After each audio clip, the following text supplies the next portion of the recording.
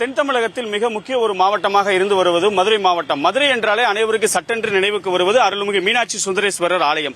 மதுரையுடைய ரயில் நிலையம் மற்றும் மீனாட்சி சுந்தரேஸ்வரர் ஆலயத்திற்கு மிக அருகாமையிலேயே இருக்கக்கூடிய இந்த பகுதி தான் பெரியார் பேருந்து நிலையம். கிட்டத்தட்ட 2016ஆம் ஆண்டு ஒப்புதல் பெறப்பட்டு 2019ஆம் ஆண்டு அடிக்கல் நாட்டப்பட்டு கிட்டத்தட்ட 5 ஆண்டுகளாக பணிகள் நடைபெற்று வருகிறது.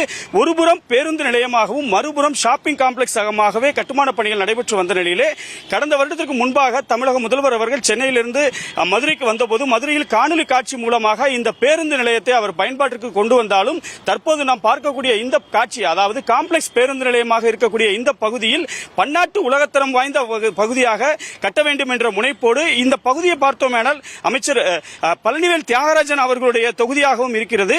கிட்டத்தட்ட 7.47 ஏக்கர் பரப்பளவில் இந்த பணிகளானது நடைபெற்று வரக்கூடிய நிலையிலே 412 பெரிய கடைகளும் 62 சிறிய கடைகள் என மொத்தம் 474 கடைகள் இங்கே அமையப்பெற உள்ளன. ஒவ்வொரு தளத்திலுமே பார்த்தோமேனால் கிட்டத்தட்ட 47 கடைகள் அமைய இருக்கின்றன. தரைத்தளத்தில் மட்டும் பார்த்தோமேனால் 2 தளங்கள் இருக்கின்றன.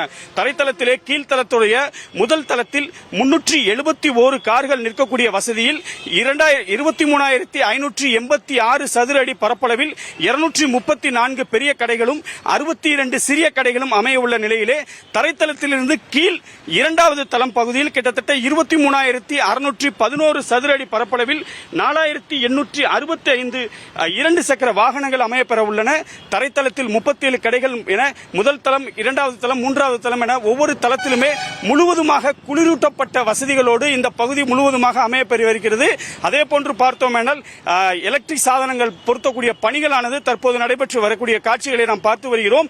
கட்டுமான பணிகள் முழுவதும் நடைபெற்று வந்தாலும் 2019 அடிக்கல் நாட்டப்பட்ட கட்டிடத்திற்கு தொடர்ந்து ஊரடங்கு காலகட்டத்தின் போது பணியாட்கள் இல்லாத நிலை மற்றும் கட்டுமான பொருட்களுடைய விலையேற்றத்தின் விளைவாக பார்த்தோமெனால் ஏற்கனவே ஒதுக்கீடு செய்யப்பட்ட 156 கோடியை தாண்டி தற்போது 174.56 கோடி திட்ட மதிப்பீட்டில் இந்த பணிகள் நடைபெற்று வந்தாலும் மதுரையின் முக்கிய பகுதியாக இருக்கக்கூடிய இந்த பெரியார் பேருந்து நிலையம், மதுரையிலிருந்து பார்த்தோமேனால் விமான நிலையம் நோக்கி செல்லக்கூடிய பகுதி, அதே போன்று அலங்காநல்லூர், பாலமேடு, சோழவந்தான் உள்ளிட்ட பகுதிகளுக்கு செல்லக்கூடிய பயணிகள் என திருப்பரங்குன்றம், திருமங்கலம் நோக்கி செல்லக்கூடிய பயணிகள் என அனைவருமே பயன்படுத்தக்கூடிய ஒரு பிரதான பேருந்து நிலையமாக இருக்கக்கூடிய இந்த பகுதியில் இந்த காம்ப்ளெக்ஸ் வணிக வளாகம் என்று சொல்லக்கூடிய இந்த வளாகம் பயன்பாட்டிற்கு வரும்போது பன்னாட்டு தரத்தோடு முழுவதும் சென்ட்ரலைஸ்ட் ஏசியாக வரக்கூடிய நிலையில் மதுரைக்கு வரக்கூடிய அனைவருக்குமே வியாபார தளமாகவும் இது அமையவிருக்கிறது.